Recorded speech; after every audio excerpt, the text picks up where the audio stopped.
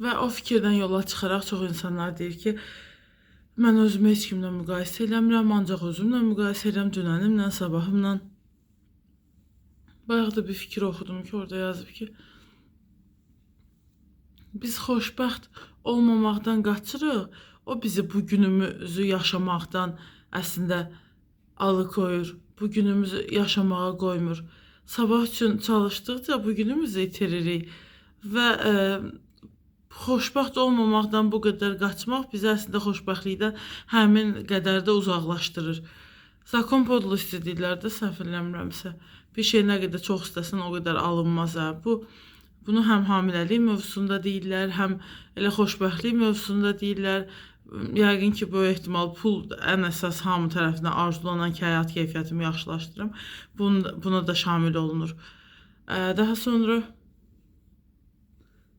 və ya eyni şeyləri ani bir şeylərdə də deyirlər. Keçən dəfə yadınızdadır, biz danışmışdıq. Həyəcanlananda, hansısa bir sunum eləyəndə əllərin titrəməsi ilə bağlı əllərə daha çox komut verirsən. Komutdur sözün mənası. Əmr də bir növ daha çox əllər əssin deyirsən. Diyan, əsmə, diyan yox da, yəni. Daha çox əs ki, artıq pik həddi və çat və düşüşə keç də, yəni başda daha sakit olmağa. Bəlkə bu elə yaşlanmaqla da bağlıdır.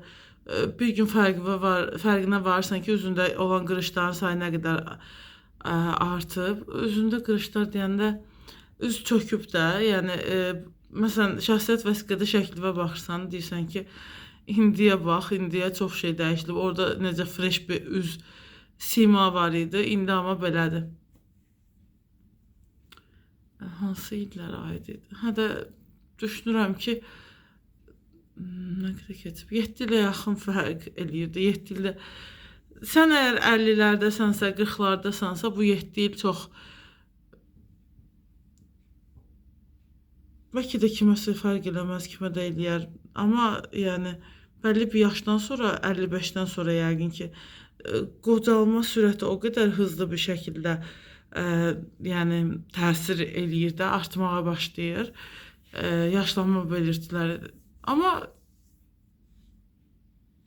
yəni bir yerdən sonra da durmağa başlayır artıq, heç bir belirti göstərmir. Adam bir növ ölümə dirənir də, deyir ki, ölməyəcəm, nə olursa olsun yaşamağa davam edir. Uzun ömürlülük sırasına girib, kimlərsə tərəfindən pis qarşılanır, ay da sən yaşıdların hamısı ölüb, sən hələ də yaşayırsan, nə? Bizdə var da belə zarafatlar eləmək. Amma deyəndə bəzən uzun müddət kimdənsə xəbərimiz olmur, fikirləşsən ki, adətən bilmirəm, niyəsə bəlli adamların ölüm xəbərini eşidəndə deyirsən ki, aburlu adam idi də, vaxtında öldü.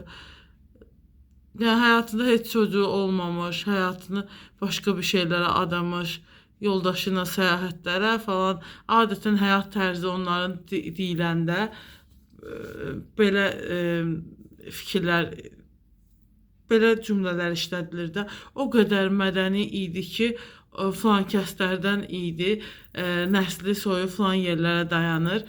Bu tür insan idi kimi cümlələr, fikirlər.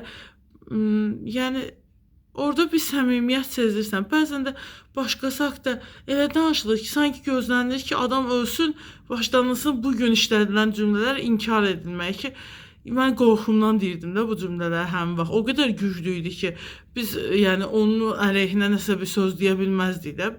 Bütün hallarda məcbur onu tərifləməliydik. Həmin anın, həmin zamanın, dövrün dəyərlərinə uyğun olaraq nə ön plana çıxırsa, adətən nə hansı bir dəyər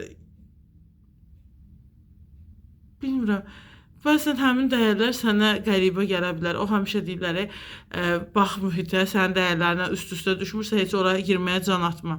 Hara gəldi, onsuz da kimyalar, yapılar uyuşmalıdır. Bu evlilikdə də belədir, işdə də belədir, başqa dost mühitində də belədir.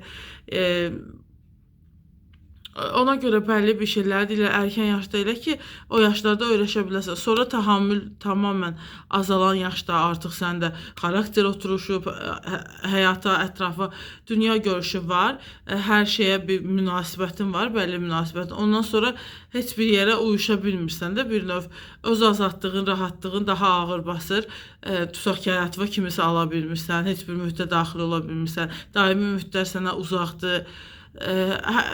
Bütün hallarda lazımlı mühitdə olmasan da, hər kəsin çox zaman keçirdiyi bir yer var da, o onun zaten daimi mühitidir.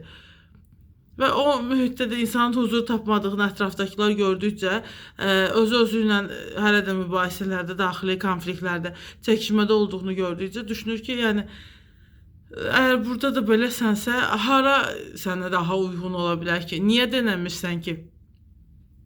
İstədiyin bir şey var, o istək hal-hazırda sənə çox uzaqdır, ya qorxuların var ki, heç cürə addım ata bilmirsən və